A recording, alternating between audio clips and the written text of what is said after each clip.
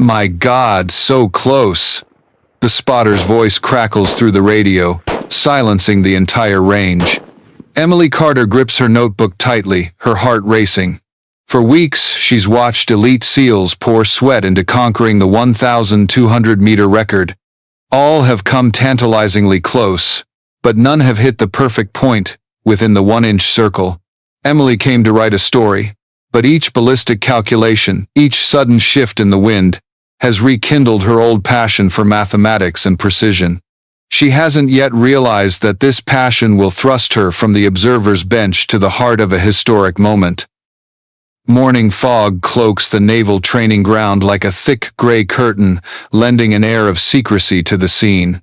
The ground, still damp, catches the first faint rays of sunlight grazing the hill's edge. The atmosphere feels frozen in anticipation.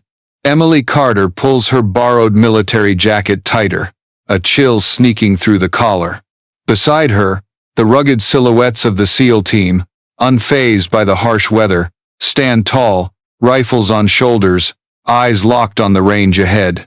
Emily has visited many military bases for her stories, but today's scene is different. No roaring engines, no bustling parade formations. Instead, a tense silence hangs heavy, stretching endlessly before someone pulls the trigger. Commander Daniel Hayes steps forward, his presence commanding yet calm. 20 years of experience and 3 combat deployments have made him a symbol of discipline in the eyes of his men. His voice booms, clear and sharp, each word chosen with precision. He doesn't need to shout to command attention, his presence alone makes the team stand straighter. Today is no different from any other, Hayes says, his voice blending with the fog. One target, one approach. Patience, precision, discipline. Emily scribbles quickly, her eyes fixed on the young soldier preparing. Corporal James Rivera, who's come close to the record multiple times, now lies steady behind the massive Barrett M82. The rifle is nearly as long as his body, yet Rivera handles it with the ease of an extension of himself. He takes a deep breath, exhaling into the cold air. His finger rests on the trigger but doesn't pull. Emily raises her binoculars, focusing on the target over 3/4 of a mile away, a circle so small it nearly vanishes in the fog. The thought of a bullet traveling that distance sends a shiver through her. A long moment of silence stretches out. Emily hears her own heartbeat, feels her breath echoing in the binoculars. Then, boom! The rifle recoils, the blast tearing through the fog, echoing across distant hills. Emily tracks the shot, holding her breath for the spotter's report. Seconds pass, feeling like hours. Finally, the radio crackles. Off right, 2 inches. High, 1 inch. Rivera closes his eyes, shaking his head slightly. Another miss, just shy of the record. Emily catches a flicker of disappointment in his eyes, but it's fleeting. Immediately, Rivera pulls a small notebook from his pocket, analyzing adjustments. No complaints, no surrender. Emily records everything. What surprises her isn't the miss, but the response to failure.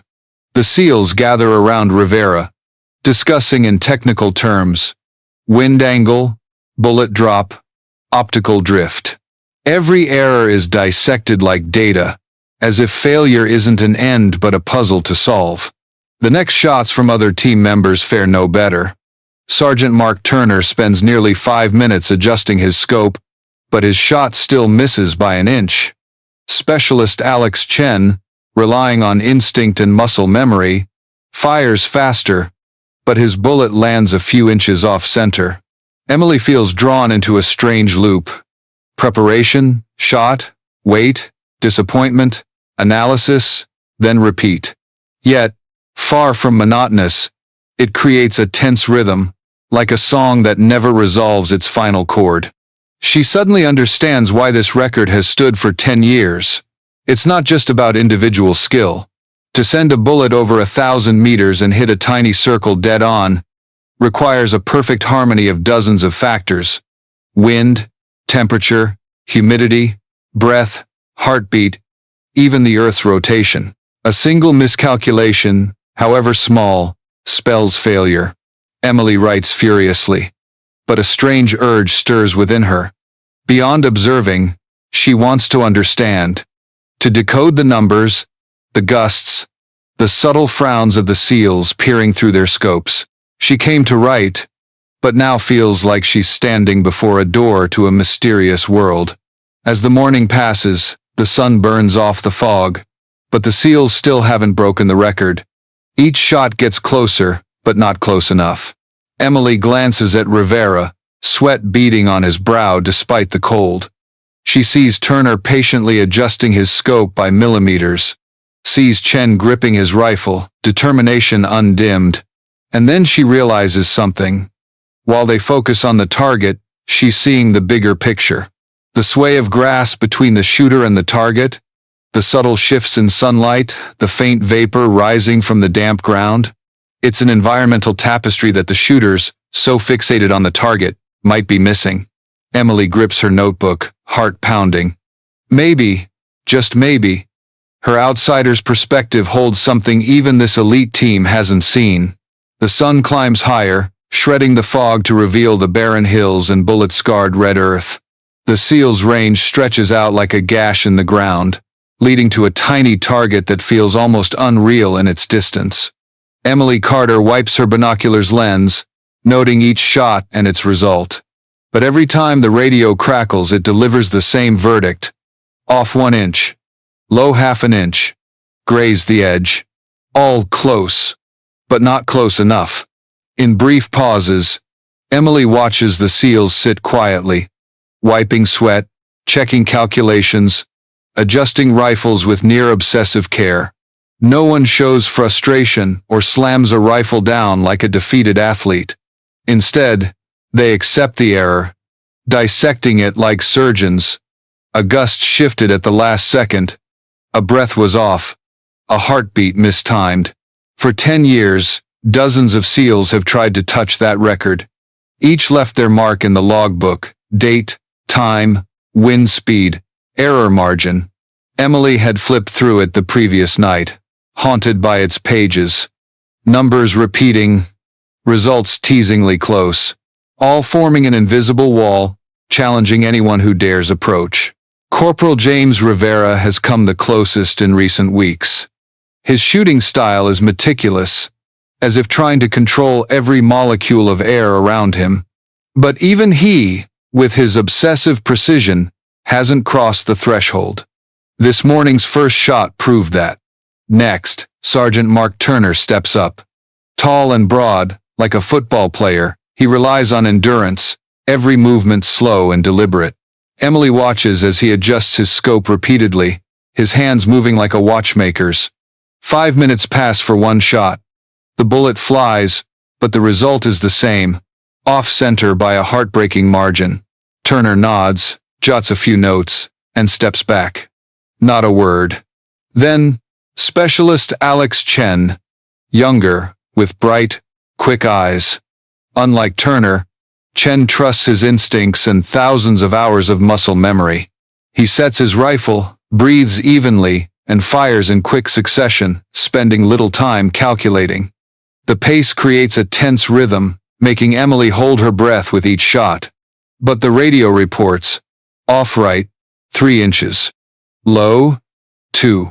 Still, no one hits the 1-inch circle. Emily lowers her binoculars, a strange sensation crawling up her spine. This isn't just a technical challenge. It's a battle with patience and the mind. Each failure adds an invisible weight to the next shooter. The record isn't just on that steel target, it's etched in the psyche of the entire base. She recalls Hayes's words from a conversation. Most outsiders think it's just aim and shoot. But at this range, every shot is a physics experiment, with dozens of variables constantly shifting. If they fail, it's not for lack of skill, but because the world operates by its own rules. Emily jots the quote in her notebook, this time in bolder strokes. The world operates by its own rules. That's the strange allure of this challenge. No one can be fully certain, yet they return, try again, and hope. Mid-morning, Rivera steps up again, his second attempt of the day. Emily sees focus in his eyes but also faint traces of fatigue around them. He aims longer, breathes deeply, and fires. The silence is heavy. When the radio crackles off half an inch right, a collective sigh ripples through the team. Half an inch so close, yet not enough. The team breaks for lunch, each member quietly sitting, eating rations, drinking water, cleaning rifles. Emily seizes the moment to write her impressions. She notices there's no despair in their silence. Instead, there's a cold tenacity. As if failure can never break them, it only pulls them closer. Sitting among them, Emily feels small, an outsider observing warriors battling unforgiving numbers. But at the same time, an inexplicable empathy stirs. She feels drawn into this game, though she never intended to play. The sun grows harsher, heat rising from the ground, making the air shimmer. Mirage waves distort the horizon. Emily raises her binoculars, noticing how a shooter's view at long range warps dramatically. She notes it down, a small observation that will later prove pivotal. As Hayes passes by, he pauses beside her. "Got good material for your article?" he asks, his voice calm but his eyes probing. Emily smiles wearily. "More than I expected. I never imagined shooting at this level required so much science. It's like watching mathematicians and athletes merge into one." Hayes nods, says nothing more, and moves on. Emily watches him go, a strange feeling spreading. She knows she's just a journalist, an observer, but in that moment, she wonders, if given the chance, would she dare look through the scope herself? Afternoon sunlight stretches across the range, turning lingering dew into a thin veil of vapor rising from the ground. The air shimmers like frosted glass, mirage waves rippling over the red earth, bending the horizon. Emily Carter sits in the observation area, notebook on her knee, pen moving ceaselessly. Instead of just recording shots, she's now sketching diagrams, wind direction, flag tilt, the faint sway of grass midway down the range. With each shot, she compares her notes to the shooter's results. Rivera misses right by 2 inches. Emily checks her notes. A stronger left to right wind in the middle section. Turner shoots low. She flips back. A sudden temperature spike thinned the air. Chen shoots fast, confident, but misses wider. She adds, "Speed doesn't compensate for environmental instability." In previous days, she saw this as just a story about SEALs, their discipline, their will. But now, the mathematical precision of each shot rekindles her college days as an engineering student. She once loved physics, the way equations explained the world. Life choices led her to journalism, but now, facing scopes and bullets, that knowledge floods back. Emily lowers her binoculars, scanning the scene. The SEALs keep training, but they differ from her. Thousands of hours have turned their calculations into reflexes. She, after just days of observing, is analyzing systematically, like solving a grand equation. A strange distinction she dares not voice. Commander Hayes passes by, his eyes flicking over her densely scribbled pages. He raises an eyebrow but says nothing. Emily notices that, since yesterday, he's been watching her not just as a journalist but as a new variable in this tightly controlled system. Late afternoon, training continues at a deliberate but intense pace. Turner is adjusting his scope when a sudden gust sweeps through. The flag at the range's end flaps hard to the left, while the grass in the middle barely moves. Emily tilts her head. Something's off. If Turner compensates based on the flag, the bullet will drift. The shot rings out. The radio, after seconds, reports, "Off right, 2 inches." Emily closes her eyes, suppressing a sigh. She predicted it. The feeling is both thrilling and terrifying. Thrilling because for the first time she read an error an experienced shooter missed. Terrifying because she dares not speak up. Not among warriors who live and breathe steel discipline. But a small voice in her head repeats, "I saw it. I understood." After a quick dinner, the team returns for the day's final shots. The light fades, shadows stretch, and cold air creeps back. Rivera takes position again. Emily watches through her binoculars, not just at the target but at the entire scene: mirage, grass, vapor. When Rivera pulls the trigger, Emily holds her breath. The bullet flies. The radio crackles. Off 1 inch left. Rivera notes it meticulously. Emily opens her notebook, cross-referencing her observations. In shaky handwriting, she adds, "Wind gradient shifts between 600–800 meters. For the first time, she feels she's no longer a spectator. She's decoding the invisible battle between man and nature." Back in her quarters, Emily can't sleep. Instead of closing her eyes, she spreads her notebook on the table, opens her laptop and digs up old ballistics lectures. Familiar equations appear: drag, muzzle velocity, ballistic coefficient. She calculates, comparing them to her field notes. The more she studies, the clearer it becomes. A bullet doesn't just travel through space, it battles dozens of unseen forces. As the clock strikes midnight, Emily wonders, did I come here to write? Or to learn how to break a record? A cold breeze slips through the window, carrying the distant sound of waves. Emily closes her notebook, exhales, but a faint smile curves her lips. A compulsion she can't explain is stirring within her. Tomorrow, she won't just observe. She'll start seeking a chance to step closer to that rifle, to that distant target, to the question haunting her all day. Can my analysis really make a difference? The afternoon drags slowly on the range, the sharp sea breeze honing the sunlight. Earlier shots left a faint smell of gunpowder, mingling with the damp earth's humidity. Emily Carter sits at the edge of the wooden benches, her notebook open but her pen still. She's no longer writing. Instead, she watches Rivera's every move as he guides a rookie on rifle adjustments. Her eyes lock on details. The way he sets the bipod, how his shoulder melds with the stock, how his breath slows, steady as meditation. She doesn't realize she's staring too long until Commander Hayes steps into her view, his tall frame blocking her sight. "Carter," he says, his voice low but sharp. "Want to give it a try?" The question hits like a bolt from the blue. Emily freezes, eyes wide. I'm just here to observe." Hayes raises an eyebrow. "Observing's good, but sometimes experiencing gives you the real perspective. 300 meters. Not the record. Just to feel it." Rivera overhears, chuckles and gestures. "Go for it. We've got your back." In that moment, Emily's heart races, but a strange excitement surges. She nods slowly.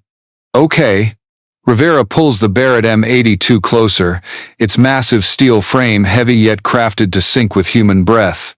Emily kneels, her hands trembling as they touch the cold metal. Hayes leans down, his voice steady. "Set the bipod firmly. Your body becomes part of the ground. Shoulder tight against the stock. Breathe naturally. Don't hold your breath. Find the natural pause between breaths." Emily follows, her movements clumsy at first but smoother with his patient guidance. The rifle's weight presses her shoulder, like carrying a small mountain, yet it lends a strange steadiness. Through the scope, her world narrows. The target, round and clear, looms at 300 meters. Not the record distance, but far enough to feel daunting. In the lens, Emily sees mirage waves rippling, warping the target like a hallucination. "See that?" Hayes asks. "That's not a mirage. That's hot air. Your bullet will pass through it. Everything affects it." Emily swallows hard, her finger rests on the trigger. Rivera chimes in softly. "Pull straight back. Don't jerk. Don't sway." Her heart pounds. Inhale. Exhale. The fleeting pause between breaths. Her finger squeezes slowly. Boom. The sound reverberates across the range, shaking her chest.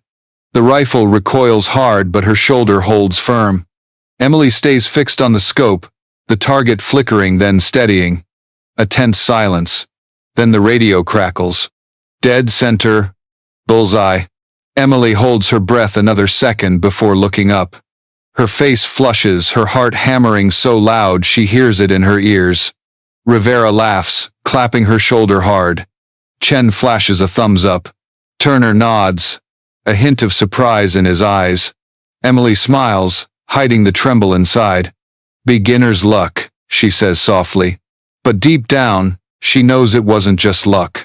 Hours of observing, note-taking, analyzing became instinct in that moment. She applied it all without thinking. Breath, wind, mirage. Hayes looks at her longer, his expression unreadable. Maybe luck, he says slowly, or maybe an instinct sharper than most realize. As Emily stands, her legs still shaky, a flood of emotions surges, exhilaration, relief, and something akin to addiction. The absolute focus, when the world vanished except for the scope and her breath, touched something deep within her. The rest of the afternoon, Emily doesn't shoot again, but her eyes never leave the seal's shots. Now, she observes not just with her eyes but with a newly awakened instinct. Each time a bullet misses, her mind races through variables. And more than once, she predicts the cause before the seals discuss it. That night, in her quarters, Emily opens her notebook. On the final page, she writes a single line. First time through the scope, and I want more.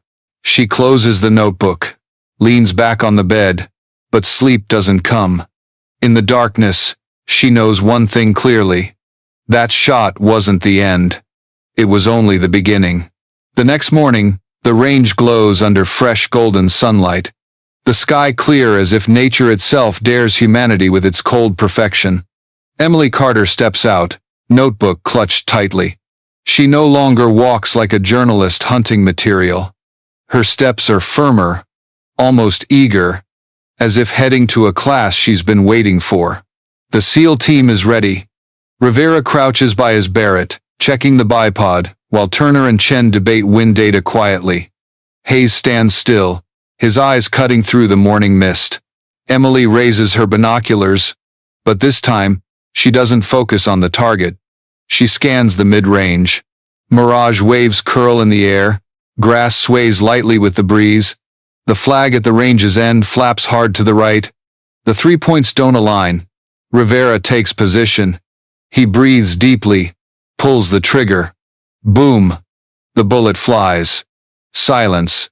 The radio crackles. Off right. 2 inches. Emily bites her lip. In her notebook she'd noted, wind at range start blows right, but mid-range is nearly still. Rivera compensated based on the flag, pulling the bullet off course. She knew it, but she stays silent. Turner's turn. He's slower, spending time calibrating. Emily watches through her binoculars. At 600 meters, the Mirage curves left, but at 800 meters, it bends the other way. Turner doesn't see it. His eyes locked on the distant target. The bullet leaves the barrel. Off left, 3 inches. Emily sighs softly. She saw it coming. As Chen prepares, Emily bends over her notebook, sketching a small diagram. 3 range segments, 3 different wind directions. A compulsion rises, not mere curiosity anymore, but an almost urgent need to share what she sees. Chen fires, his bullet misses too. Hayes frowns, steps closer to Emily. "What are you writing?" he asks, his tone not stern but expectant.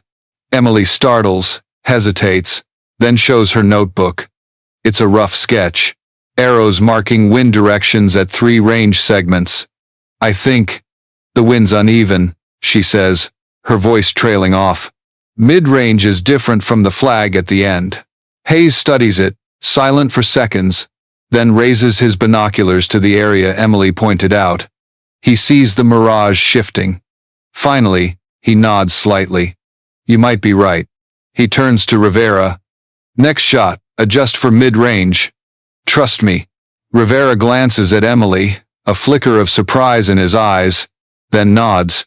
He takes position, adjusts his scope. The bullet flies. The range holds its breath. Off. 1/2 inch. Closest to center yet, the radio announces. The small crowd falls silent, then erupts in murmurs.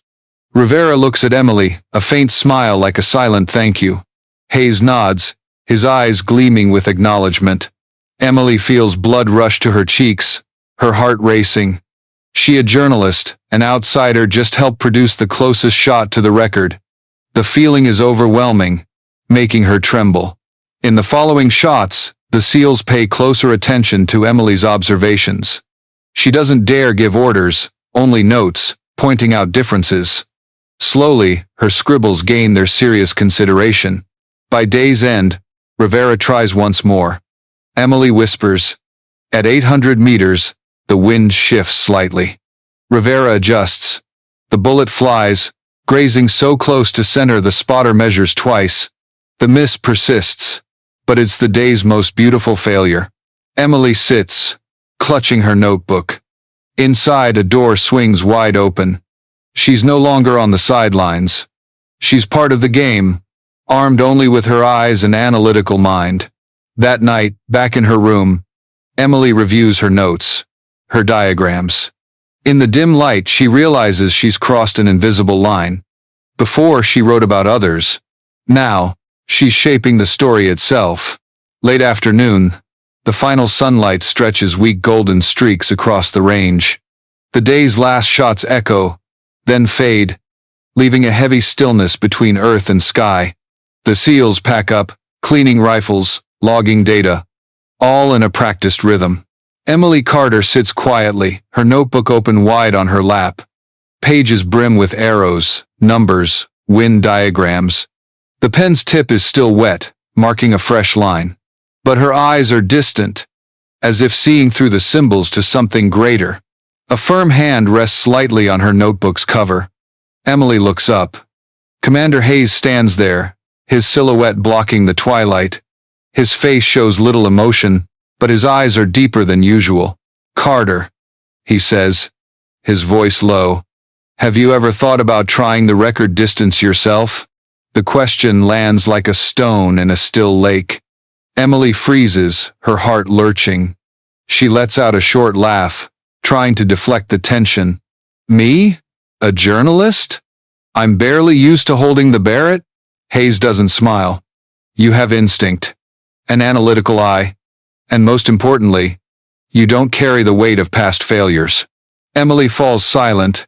Her mind races with reasons. She's untrained, inexperienced, incapable. But another voice, quieter, whispers, "Why not?" Rivera, nearby, overhears. He steps closer, hand on his rifle's stock.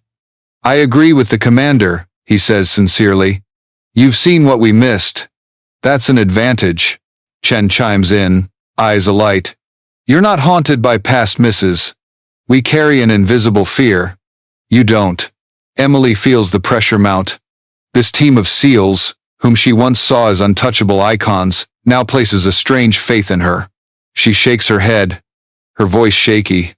"But I've only shot once at 300 meters. I've never—" Hayes cuts her off, calm but firm. "No one's asking you to break the record today.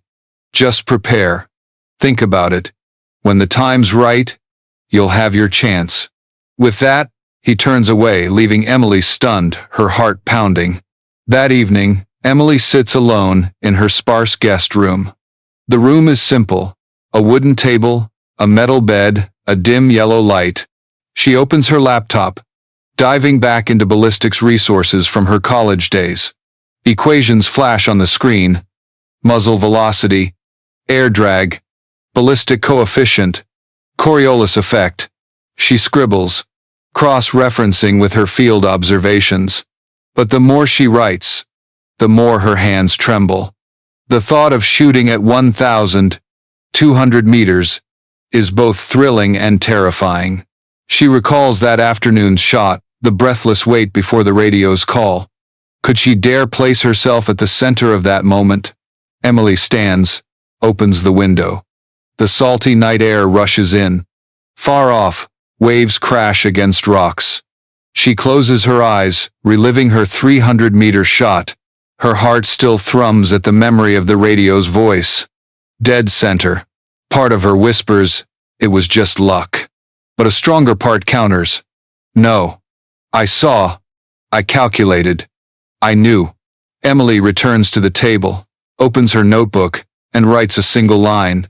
"If given the chance, I'll try." The next morning, as dawn breaks, Emily is at the range before anyone else. No one asked, but she wants to study the conditions early. How the wind blows, how mirage forms, how humidity shifts. She notes everything, meticulous as a scientist. Rivera sees her, grins. "You look like you're prepping for a PhD." Emily laughs awkwardly, but inside, she knows. This is no longer a game. Each note is a step toward the unthinkable. The team resumes training. Shots ring out, results still just close. But the mood shifts. In some of their eyes, Emily senses something, a silent expectation. And as noon sunlight makes the mirage dance along the range, Emily realizes she can't keep avoiding it. Despite fear, despite doubt, she's already on this path. Night falls over the naval base.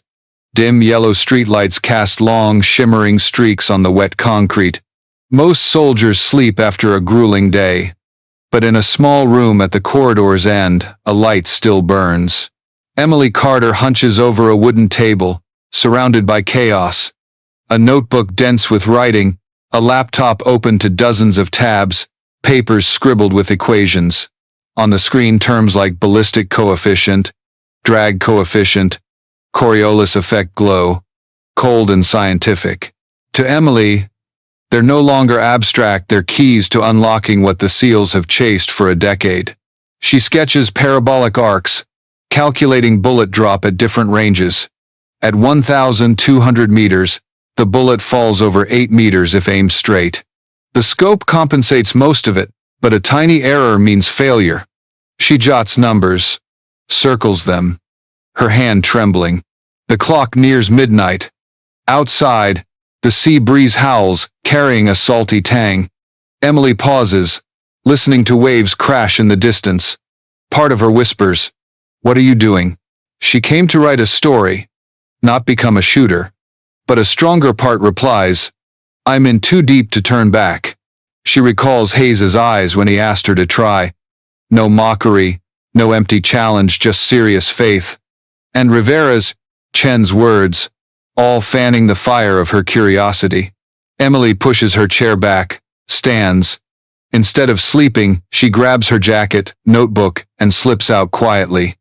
Outside, the range lies dark, lit only by faint moonlight on the markers. She walks its length, the night wind stinging her face with cold dampness. At the observation point, Emily raises her binoculars, peering toward the pitch-black target. She can't see the tiny circle, but she watches the grass sway, the mist rise. She notes. At night, wind weakens. Mirage nearly vanishes. She sits back against a concrete block, writing more. Conditions vary by time. Day, strong winds, clear mirage. Night, quiet, humid. The bullet navigates two worlds. Hours pass, marked by the steady tick of her watch. Emily persists, almost meditative. She measures wind speed across time slots, logs temperature shifts. She's no longer just a journalist, she's a researcher in earnest.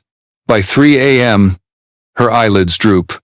But in her mind, a picture clarifies. The bullet isn't just pulled by gravity, it's caught in a complex dance. Low-level winds, mid-range mirage, shifting air density. It's a symphony. And to hit the final note, one must master its rhythm. Emily looks up at a star-filled sky. In that moment, she feels tiny, yet connected to something vast. A small bullet can travel over a kilometer, through chaotic space, and hit a tiny circle. It sounds impossible. But not entirely if you understand it right. She returns to her room as dawn nears. In her notebook, she writes a final line for the long night. Shooting isn't just skill, it's science. And science I can learn. She closes the notebook, collapses onto the bed, eyes shutting. But before sleep claims her, an image echoes, herself behind the Barrett, the target faint in the scope, the world reduced to breath and trigger. Dawn breaks, the sky a flawless blue, not a cloud in sight. The first sunlight spills across the range, turning lingering dew into tiny crystal beads. The air is cool, humidity moderate, the breeze a faint touch on the skin. For the seal shooters, it's a rare day, perfect conditions to challenge the record. Emily Carter arrives early, notebook gripped tightly. After a sleepless night, her eyes are bloodshot, but her gaze burns bright. Her pages brim with equations, prepared more thoroughly than ever. She knows how far the bullet will drop, how wind affects each segment, even when mirage will start to waver. As the seals arrive, they sense a shift. Rivera squints at the sky, then glances at Emily. "If there's a day to try, it's today," he says softly. Turner checks his rifle, Chen tightens his cap. They all know, though no one says it, something extraordinary is brewing. Word spreads like wildfire. Within hours, dozens from across the base gather around the range. They whisper, speculate, eyes fixed on the observation area. A journalist attempting the record shot. It sounds absurd, yet compelling enough to pull people from their duties. Emily feels the crowd stares. Her heart pounds, hands trembling slightly. Questions swirl. What am I doing? Am I insane? But she steadies herself with a deep breath, recalling Hayes's words. Separate the pressure from the task. Nothing else exists. Commander Hayes appears, a towering anchor in the chaos. He scans the crowd, then locks eyes with Emily. Today, Carter will shoot, he announces curtly. Murmurs ripple, but he ignores them. Not to prove anything, but to apply what she's learned. Emily inhales deeply, steps forward. The Barrett M82 waits, majestic and still, a steel beast awaiting its awakener. She kneels, hands touching the cold metal. The familiar weight returns from her first shot, the press on her shoulder, the solid steadiness, the echo of the blast in her chest. We'll start at 600 meters, Hayes says through her earpiece, his voice steady. Get comfortable, then move to 900. When you're ready, we'll try 1,000. 200. Emily nods. Through the scope, the 600-meter target is clear. She recalls her notebook's numbers, mentally calculating drop and wind, then exhales slowly. The pause between breaths. Her finger pulls. Boom. The shot roars, the Barrett recoiling. The radio reports, dead center. The crowd stirs. Some chuckle, a few nod. Emily doesn't notice. She's focused on 900 meters. Now, faint mirage distorts the target. She recalls her note. Mid-range wind shifts left. She adjusts slightly, breathes, pulls. Boom. The radio, after seconds, hit inner ring. Error less than half an inch. Emily exhales, sweat beading on her temples. 2 hits, but she knows these are warm-ups. 1,000. 200 meters is the true line. Hayes rests a hand on her shoulder, warm and firm. Carter, no pressure. This isn't about the record, it's about trusting what you know. Emily nods, but her stomach twists. The crowd's eyes bore into her back, but through the scope, the world vanishes. Only a tiny circle remains, faint in the shimmering light. Her hand trembles slightly. She inhales, exhales. Her heart races, but she seeks the quiet pause. In her mind, her notes repeat. Drop 8.5 meters. Mid-range wind 5 kilometers per hour. Mirage shifts right. The bullet hasn't left yet, but Emily feels an internal battle bigger than any number. Part of her fears. A miss could make her a laughingstock. But another part thrills. A hit could rewrite history. In that moment, she recalls the long night of study, the trusting eyes of Rivera, Chen, Turner, and she knows whatever the outcome, she can't turn back. The air is taut, like a guitar string stretched to breaking. Emily Carter lies flat, shoulder braced against the heavy Barrett M82. The world through the scope is absolute, reduced to a faint circle 1,200 meters away. Everything else, the murmuring crowd, the watching eyes, fades. Prepare for 1,000 meters. Hayes' voice comes through her earpiece, calm but weighty. Emily nods, inhales deeply. She knows at this range, a single off breath can throw the bullet a foot astray. She adjusts the scope, steadies the bipod, exhales long. Boom. The rifle jolts. Emily holds position, eyes glued to the scope. Seconds stretch like minutes. The radio crackles. Hit inner ring. Off half an inch. A ripple of murmurs sweeps the crowd. Not the record, but an excellent shot.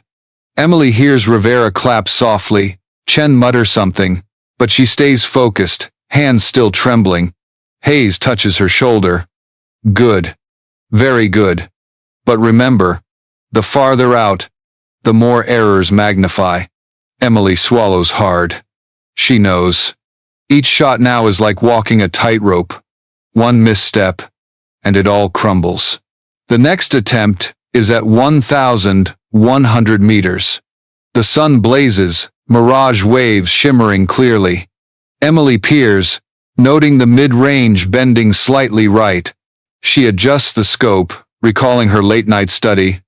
Mid-range wind is the betrayer. She inhales. Exhales. Boom! The shot echoes. The range falls silent. The radio reports, off 1 inch right. Emily frowns. She calculated, but error crept in. She scribbles. Mirage, stronger than predicted. Greater impact at long range. Hayes says softly, don't let it shake you. Every error is data. Let it guide you. Emily nods, sweat soaking her brow. The crowd grows thicker. Word has spread. A journalist is tackling a distance that's defeated veteran SEALs. People pack along the fence, unusually quiet, sensing the moment's weight. Rivera steps close, offering Emily a water bottle. You're doing great, he says quietly. But remember, this isn't a fight with the record. It's a fight with yourself. Emily sips, her hand shaking. She knows he's right. The real target isn't that circle, it's the fear gnawing inside her. As the Barrett is repositioned, an eerie silence settles. Even the wind seems to hush. Everything waits. Hayes speaks slowly. Carter, this is the final prep. 1,200 meters. The distance no one's conquered in 10 years. Don't think about the record. Think about your breath, your numbers, the quiet moment between heartbeats. Emily closes her eyes, breathes deeply. In her mind, her notebook's pages flash. Wind 5 kilometers per hour left to right. Drop 8.5 meters. Mirage stronger at noon. It all blends into a symphony. She opens her eyes, cheek against the stock. Through the scope, the target is a tiny dot in a sea of shimmering light. But to her, it's no longer vague, it's the universe's center, where all her numbers converge. Her finger rests on the trigger. Her heart races. Inhale. Exhale. The pause between breaths still. Perfect. But she doesn't pull yet. She knows this isn't a moment to rush. It's the culmination of everything. Knowledge, instinct, calm. Her journey from observer to participant, from journalist to shooter, converges here. She lifts her head briefly, takes another deep breath, glances at the crowd. Dozens of eyes watch. Rivera, Chen, Turner, Hayes, all waiting. Emily returns to the scope.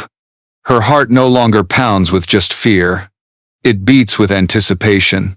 The air is still, as if nature itself pauses for this moment. Emily Carter lies flush with the ground, shoulder locked against the heavy Barrett M82. In the scope, the 1,200-meter target is a faint circle, blurred by heat waves. Carter. Hayes's voice hums through her earpiece, steady as drum beats. Not the record, not the crowd, just you, your breath and a perfect calculation. Emily swallows, palms sweaty. She inhales, exhales long. Her heart races, but her mind is strangely clear. Numbers repeat in her head. Drop 8,5 meters. Mid-range wind 5 kilometer per hour. Mirage shifts right. Her finger rests on the trigger. Boom. The rifle roars, shaking her body. Emily holds steady, eyes fixed on the scope. The bullet tears through nearly 3/4 of a mile. Seconds of silence stretch like centuries. The crowd holds its breath. Not a sound. Only suffocating anticipation. Through the radio, the spotter's voice trembles. Hold on. Measuring. Emily bites her lip, drawing blood. She barely dares breathe. In the scope, the target remains still, but she knows at that distance, everything is happening, the bullet slicing through wind, mirage, shifting air density. My God! A spotter's voice crackles through static. Dead center. We need to confirm. A wave of murmurs sweeps the crowd, then quiets as they realize the result needs multiple checks. Seconds drag like eternity. Emily stays frozen, eyes on the scope, heart pounding. Hayes stands beside her, binoculars glued to his eyes. He says nothing, but his hand rests lightly on her shoulder, an anchor against panic. Finally, the radio speaks. Clear and firm. Confirmed. Shot dead center. Error under 1/3 of an inch. New record. The range erupts. Cheers. Applause. Shouts of her name. Carter! Carter! Emily releases the rifle, sitting up. Her eyes widen, lips trembling. For a moment, she hears only her heartbeat, sees only the image of that distant circle pierced perfectly. Rivera rushes over, hugging her tightly. Unbelievable. You just did what we've chased for a decade. Chen laughs, fist raised. Absolutely perfect.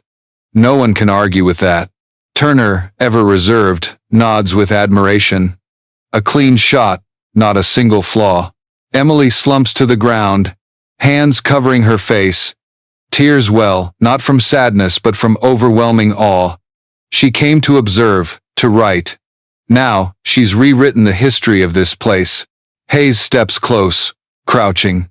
He offers his hand, pulling her up. His face, rarely emotive, bears a faint smile.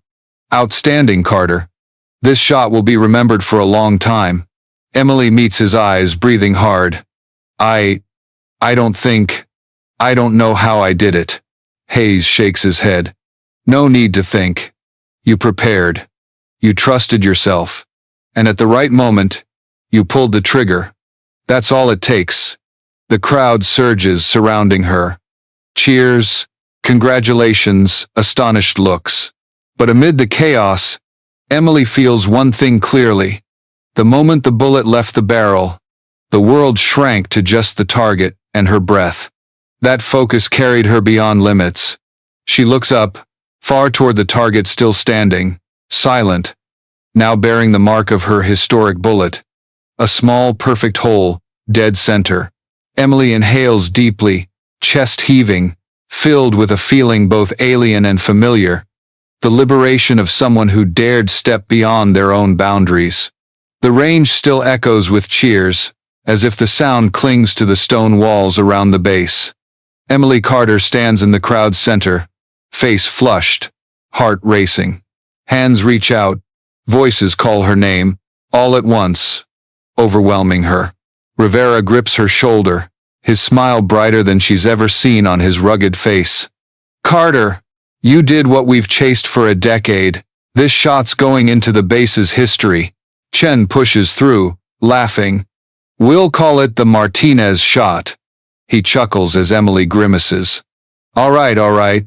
Carter's shot sounds cooler, yeah? Even Turner, usually silent, steps forward, offering his hand. Congratulations. I didn't think an outsider could do it. You proved us all wrong. Emily shakes his hand, feeling the calloused grip of a warrior so different from her pen-wielding one. But now, that difference seems to fade. An observing officer approaches, holding a result sheet with a solemn expression. Official confirmation. Shot at 1,200 meters, error 0.3 inches, new base record. The crowd explodes again. Clapping, whistling, endless cheers. Emily sways, legs nearly buckling. Hayes steadies her with a hand on her shoulder. Breathe, Carter, he says softly. Just for her. Inhale deeply, like when you pulled the trigger. This is just another moment to control your breath. Emily nods, steadying her heart. But her mind spins. She came to write a story, not become its center. Yet now, she's swept into a whirlwind beyond imagination. That night, the base buzzes unusually. In the mess hall, soldiers from other units flock to see Emily, to ask questions, to congratulate her. Everyone wants to hear about the moment she pulled the trigger, the feeling as the bullet flew. Emily tries to answer, but words fall short. How can she describe the moment the world shrank to a circle and a breath? How can she explain time stopping, then bursting into cheers? Rivera sits beside her, chuckling. You don't need to explain. Those who've looked through a scope get it. Those who haven't, never will. Emily smiles gratefully. But deep down, she knows. This shot isn't just the base's event. It will reach far beyond, to the media, to the public. The next morning, her prediction comes true. The base's press office phone rings incessantly. Major news outlets want interviews. Military magazines, sports journals, even national TV send requests. A journalist who came to write a story is now the story the world wants to read. Emily is stunned. She's never been the center of attention. Before, she asked questions, took notes, told others stories. Now, everything's flipped. Hayes calls her to his office. He sits upright, hands on the wooden desk, eyes both stern and kind. Carter, remember, this shot is an achievement, but it doesn't define you. Don't let the media make it the only thing people remember about you. Emily nods, but a conflict stirs. She's both elated and afraid. Elated by success, afraid of the overwhelming attention. That afternoon, as media waves grow, Emily escapes to the range. There, where the wind and gunpowder linger, she finds peace. She sits on the familiar concrete bench, opens her notebook. A blank page waits. She writes, "The record isn't the end, it's just a door opening. The real question is, who will I become by stepping through it?" She looks up, far toward the target. Still the same distance, the same tiny circle. But now, it's no longer a symbol of impossibility. It's proof that any limit can be broken with enough focus, knowledge, and one brave moment. 3 months after the historic shot, Emily Carter sits in her newsroom office in Washington, D.C. Late afternoon light slants through the large glass window, reflecting on her computer screen where her final draft glows. The words dance before her, not just about SEALs and their iron discipline, but about a personal journey. From a journalist, observing, to one who looked through a scope and rewrote a record. Her phone buzzes constantly. Emails flood with interview requests, book deals, even offers from sniper gear companies. Emily smiles tiredly. The attention is too much, too fast, but she doesn't reject it all. Part of her realizes this story has grown beyond her. It's touched thousands. Showing limits can be broken, even by an outsider. That evening, she visits a civilian shooting club in the suburbs. As she enters, unfamiliar faces greet her like an old friend. "Carter! It's her!" One extends a hand. "We read your article. You made long-range shooting accessible. You inspired people to learn." Emily smiles, warmth spreading. She's no longer just an observer, she's an inspiration. She joins their session, trying smaller rifles. Each trigger pull recalls the 1,200-meter moment, not to boast, but to remind her every shot is a chance to learn. Another evening, Rivera texts. "New recruits arriving next week. Commander Hayes wants you to guest lecture on wind reading. They're calling it the Carter method." Emily laughs, but emotion wells up. She agrees instantly. Days later, she's back at the naval base not as a journalist, but as a guest instructor.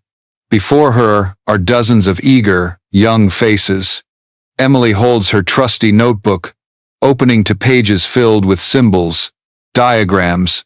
She explains reading mirage, comparing flags to grass, analyzing wind segments, not with bravado, but with humility and conviction. If I could do it, so can you. As the lecture ends, applause erupts. Emily sees in their eyes the same spark she felt during her long night of study, the spark of someone realizing limits are an illusion. But it's not all easy. Emily remains a journalist, and her writing career shifts. Her editor once said, "You don't just tell stories now, you're part of the story." That's power, but also a burden. Emily understands, every future article will be compared to the record. Readers will expect the extraordinary. But instead of fear, she chooses to face it. In her latest draft, she writes, "That shot didn't make me a superhero. It just proved that with the right preparation, anyone can surpass the impossible." One morning, while editing her draft, her phone rings. It's Hayes, his voice calm as ever. "Carter, I want to thank you. Not just for the shot. You've changed how we train. Your multi-point wind analysis is now part of the official curriculum. You left a mark here, uniform or not." Emily goes still, her heart warming. It's praise more valuable than any headline. That night, alone in her small apartment, Emily opens her old notebook. On the final page, she writes, "Limits are just temporary lines. We break them not to boast, but to open doors for those who follow." She sets the pen down, closes the notebook, leans back. Outside, the city hums with lights, but in her mind, the foggy range, the tiny circle 1,200 meters away, and the moment her bullet hit dead center remain vivid. That shot didn't just break a 10-year record. It shattered Emily's own definition of herself. She's no longer just a journalist. She's living proof of curiosity's power, analytical thinking, and the courage to step beyond safety.